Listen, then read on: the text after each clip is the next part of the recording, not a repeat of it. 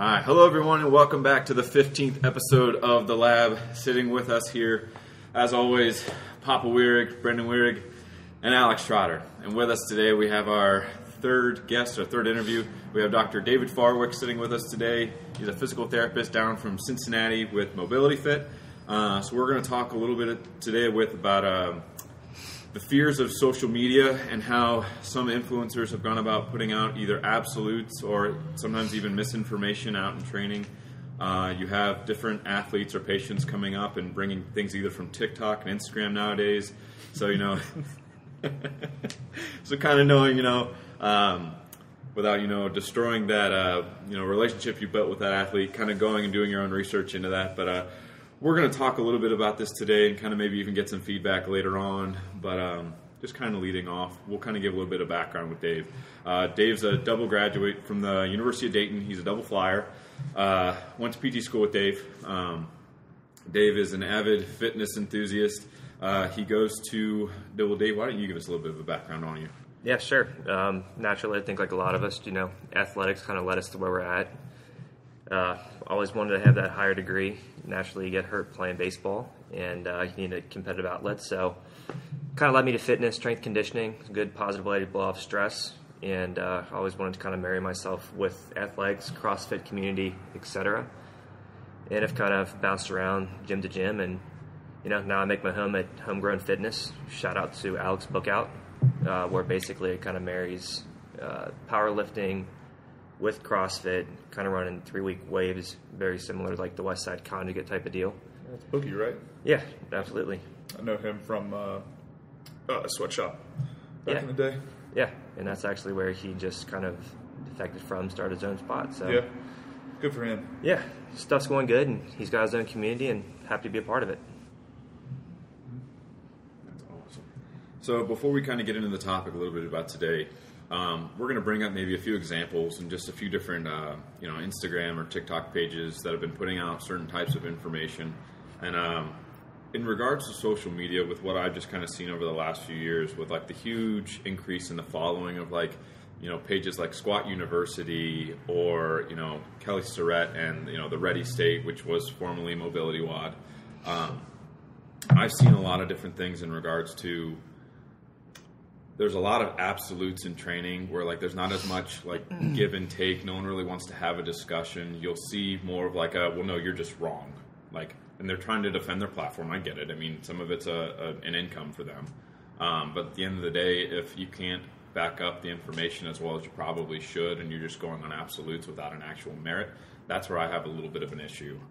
For example, tried reaching out to the Ready State and Mobility WOD or whatever it was, and just wanted to have a conversation with it, and he was putting out an absolute about a... Yeah, thanks for the CC there, dude. Yeah, I put Dave in there on that one because we were kind of talking about this beforehand, but put a little mention out there about one of his posts, and I was talking about it, and he just blew up at me. Instead of actually having a conversation, just instead blew up. I mean, I'd be willing to talk with him about it in person, which would be a lot of fun.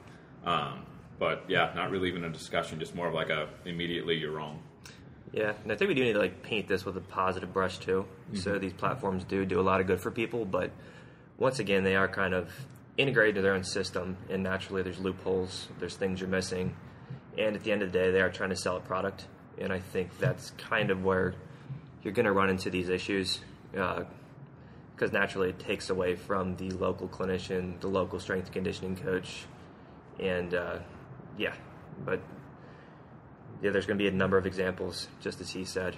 I mean, even you go to Knees Over Toes guy, you go to Joel Seedman, you go to John Russin, a lot of these guys who claim to be within this kind of strength conditioning rehab space, some of which possibly lacking merit, but yeah, let's just dive into a couple of them, I guess. Mm-hmm. I want to see Brandon turn red. Hey, we'll start rambling on, and I'll put my 2 cents in. How about that? Let's start off with Joel Seedman. So I know he's been kind of you could call him the Instagram strength conditioning pariah in regards to some of the things he puts out. I mean, there's some, don't get me wrong, there's some decent things on there. He posted a video the other day that I actually use with my athletes. I mean, he's I don't know, for me it's say that this is the only way to do it, but then every time you refer to the literature, it's your own literature, and that's it. There's nothing else, and it's your athletes, and it's only your results, and it's only like I need some more nice little self-pat in the back there, peer-reviewed stuff, and just what you came up with. Yes, I was right. See, look, I said so, But because I said so. his, I mean, I like the eccentric, I like the isometrics, the joint angles, and this is the only way to train, and that's the only way it's going to be, and your feet have to be straight, and everything has to be in a certain degree, and things like that. That's where you kind of start losing me a little bit. Yeah. The 90-degree joint angles in particular, like it's just limited basically. Like I've thought about it on the way up driving, possibly to like just hinge joints alone, right? So like you start to move into like ball and socket joints, and then you naturally kind of lose your like pennation angles, and leverages become less favorable. So like if you want to say like static barbell hold at 90 degrees with your bicep, or possibly like your hamstrings or your quads or something, that may be like where you get maximum torque. But you move to somebody like a deadlift, a lot of us have trouble off the floor where we're near that 90-degree angle and are strongest at the top, right? So once again, universal application towards 90-degree joint angles specifically really kind of loses traction depending on the specific joint we're talking about. Bingo. And he talks about how that's train this degree angle, and it reduces the risk of injury, and he trains Heineke. Really, she Where was he does. at? Chris Carson. He was on the IR most of the season, wasn't he? Yeah, you got Chris Carson. Yeah, Walker had a year, right?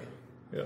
So, I mean, even like in antithesis to that too, like there have been peer-reviewed literature that shows if you squat below 90, your ligaments, your tendons, all that stuff tends to strengthen and get thicker when compared to somebody who doesn't. Yeah. So if you want to talk about protection, I'd even argue these guys get injured on average in degrees lower than 90 degrees. Right? So, if you're only squatting 2 or doing isos 290 degrees, well, what happens if you don't have the box, you don't have the spotters, you get stuck in the hole. Like that's where this stuff becomes problematic. Yeah. max shear forces is at the peak at that degree, isn't it? Pretty close. Like the knee joint, for instance. Yeah. Yeah, So higher. So when you go to the bottom of the squat, that shear forces is less, and then when you come back up, it increases again. But I'd say that doesn't put as much in that perspective. Shear compressed forces on, let's say, the knee joint in a squat, for instance. I mean, it's at its max, and that around that 90-degree angle. Yeah. And I mean, why are we classifying these forces as good versus bad? As well, I guess, is the question. Like, your body has to be able to withstand shear at any given degree angle, or compression at any given degree angle. So I just find that that's kind of ill-preparing your athletes for injury. Yeah. You're putting a thought in their mind where, like, if I do go below this, I'm already thinking about, okay, crap, danger zone. So now it's like you're almost teaching your body to take that, like, almost look at that as like a no-go zone. Yeah. Whereas you need to be able to handle that. Actually, there was a new video just put out on, I don't know if you guys have seen, like, Garage Strength. Gentleman out in Pennsylvania, he actually was just talking about athletic performance and, like, sports performance with full range of motion squats. So he's team full range of motion, which all four. But it's actually a good watch, good solid listen. I think in terms of, like, the way sometimes people phrase and, like, put things out there, especially when you have a young mind, young athlete, and they come bringing that stuff in there, and they're like, well, if I do this is terrible for me. How have you guys gone about, like, I mean, has anyone brought anything to you guys from, like, you have that in the gym? They're like, I'm not supposed to do this. Yeah. A lot of it's more because they're strength coach or they're gym coaches from, like, the 1960s.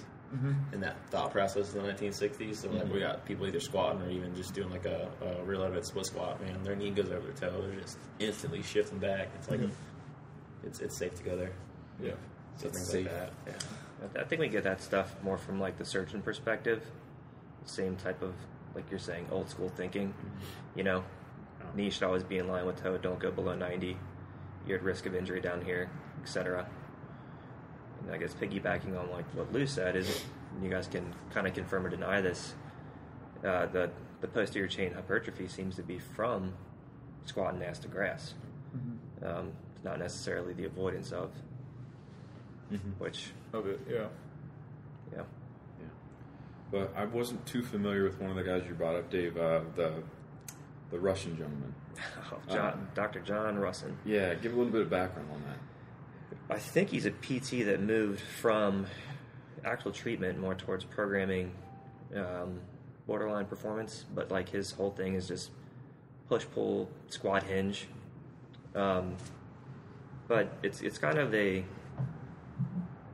Joel Seedman phenomenon kind of extrapolated forward, where he'll try to do, what's the 6 different variations of a split squat.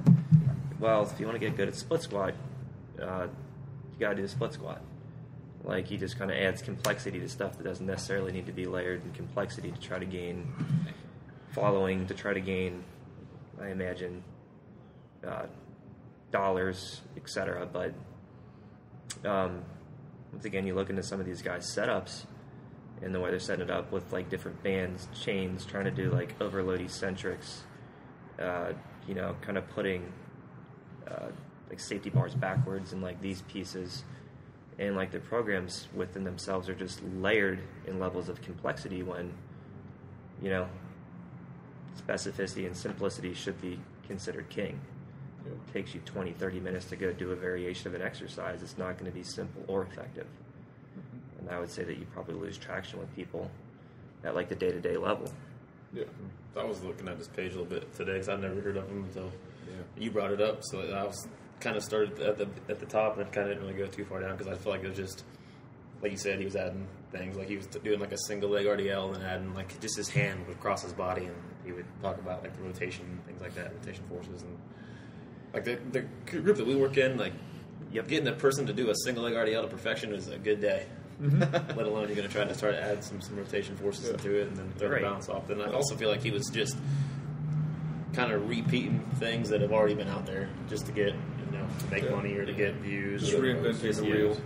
Yeah, or, making these broad blanket statements like, you don't have to put a barbell on your back to gain strength, and then, like, kind of backing it up with, like, nor is it the most effective. And it's just kind of like, how are we going to, like, dismiss basic movements like squat, bench, dead, power clean that have served as, like, standards for forever and are clearly effective, like you're saying. Like, he's reinventing his own wheel that's going to have injury prevention or, increase hypertrophy, strength, etc. It's just kind of bold claims with no evidence, or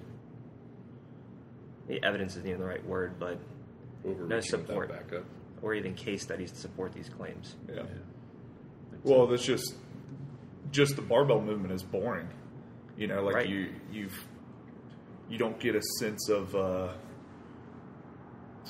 satisfaction, I guess, when you do that stuff. Yeah, there's no novelty to it. Yeah. Mm-hmm. Yeah, and I mean they're hard. They're hard like in their self when you are approaching 95, 97, 100, 105%. You don't need to always like overload it, and if you're doing these overload movements and there's no carryover to what you are attempting to do in the first place, is, let's say that you want to build your bench up and you're doing everything but benching, and right. You're every time you add a band, it's a layer. Every time you add a chain, it's a layer. Every time you add a board, it's a layer. If you lay on the floor, it's a layer. There's so many things that you're inevitably pushing yourself further from the movement that you want to get good at. Right. So, yeah. That kind of goes back to like the spheres you were talking about in the previous episodes. Yeah. Like you have to be proficient in the movement with the barbell in itself. And then you get the luxury of adding those other things because you've plateaued or because you can see that there's a greater weakness in that area. And I feel like people forget that. Or even like on average, it takes somebody X amount of years to perfect said movement, Mm-hmm. It doesn't even have to go to the level of Olympic weightlifting, which you may never do. But just having a good, solid foundation for just a conventional deadlift versus a sumo deadlift versus a box squat, close like stance squat, bench, push press, overhead press, like those things are simple, effective, and very hard to learn. And it takes a lot of control. And patience. There'll actually be waves where I'll actually take them movements away from athletes. Yep. A lot of my runners actually cross country distance runners, and even kids, even a college kid that even has like just a huge bilateral shift. We'll just do like either heavy rear elevated split squats, like safety bar, hand support, or just like 2 to 3 heavy rep max on skater squats. Yeah. We'll do that for like 3 to 4 weeks, and they're like, just, when can I squat again? When can I get back to the barbell? They're like just itching. Like, Yeah. Right. I know, man. I feel you. I just, Yeah. Everybody wants that test retest, but you got to earn it. Yeah. Makes sense.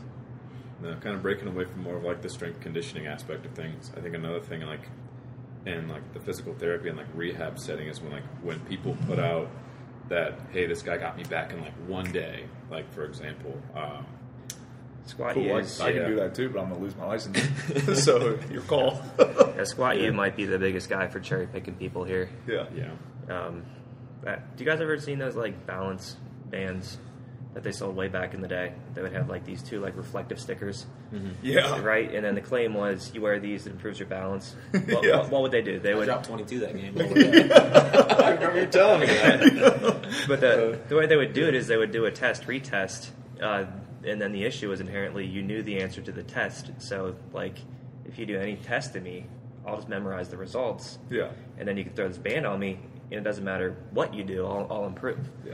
And so like the biggest piece like with his videos is he'll go in and like show these people in the clinic probably no warm up, probably painful, so they're going to have a negative result to the test, and then anything he does, it could just be ride a bike, will probably show an improvement on like the test. So like he always does the hip external rotation stuff with like the thumb on the table, or the dorsiflexion one where you're going to the wall, and the simple fact of the matter is the tissue's probably cold. And like, did your intervention actually work, or did you just show them the test and then give them the answer? Yeah. Cherry pick the setup of the test. I'd say, and athletes, like Yeah. if you're cherry picking professional athletes, Olympic weightlifters that are national or even beyond Olympic level, they probably don't need much correcting. Yeah. So like his core bracing stuff might work just because they're a little bit inhibited, or pick whatever you want terminology here. Yeah. But if you just have them do something small, it's going to carry over because I already have the basics down to a T and they've mastered it. So it doesn't require this huge 6 to 8 week shift in strength. It's just, are you actually putting air in the correct place? Then you can reduce back pain simply by doing that. You must wonder like how much of that is like a placebo kind of in their head. Yeah. I got this guy who's fixed all these people, and now he's working with me and makes these one little thing. And came. Yeah. I'm kind of in there because that's the same thing with a grad student when I was in college. He was testing the new Gatorade. And, when we did our sprints on the curve without the drink. Come back in a couple weeks later, did it with this drink, and it was just to see if like the power output was higher, and it was just amino energy drink. That's all it was. Yeah. Right. Every time the peak was higher, they took your blood sample and see if it was close, things like that, and then he just did a big placebo. Yeah. It's intervention versus no intervention. If you know something's getting done to you, you think it's going to help you. Yeah. Mind is a powerful thing. Yeah. And it does work, but it's just bringing the light to this. Like, so even if this guy thinks he's getting caffeine and electrolytes, it could just be water. Yep. Naturally, his power output's just going to go through the roof relative to where it was if you perceive that you need it. I think the big takeaway from like today's episode, guys, is that don't take everything on a video at face value. If someone had a test retest, great. Like there's no cookie cutter fix for everybody. Everyone's specific. They're gonna need maybe something different than like I work with Brandon, I work with Trotter. I might do something completely different, but they might both be having hip pain. So like they're gonna need different exercises or different applications, different cues. Like there's no one size fits all. Both for exercises, manuals, like different things. And I think sometimes just having you don't know what you don't know.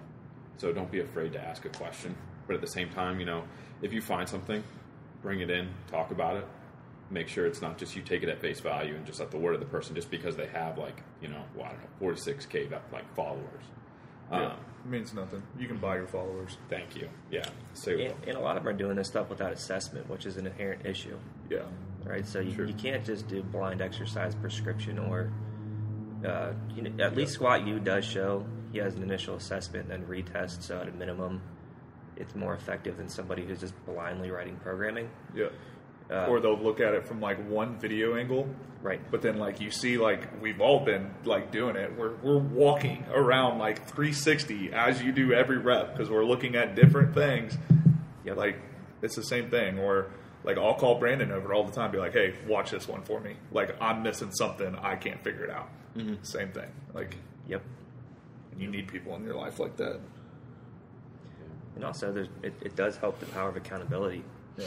Like, I mean, whenever you want to go online with something, it can be perfect. It could be perfect for you, but if you don't have somebody around you, doesn't mean that you're going to be compliant to it. Mm-hmm. Whereas, like, people hold you accountable. You actually get to hit the minimum, like, dose response of it. Like from our angle, we barely get to hit the minimum of it.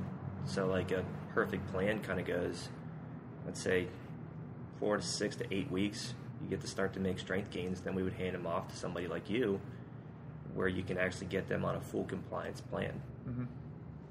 Yep. And that kind of goes back to like why it's so nice to have everything up here because I mean it's not like I just lose my patient. I can literally come over here and follow them and see how they're continuing to progress with you guys, which is nice. Yep. And if there's any setbacks or they're ahead of schedule, we all can reassess it. Mm-hmm. So at the end of the day, it's for the athlete. Exactly. You know? Yeah. It's a team. We get them back together, get them moving.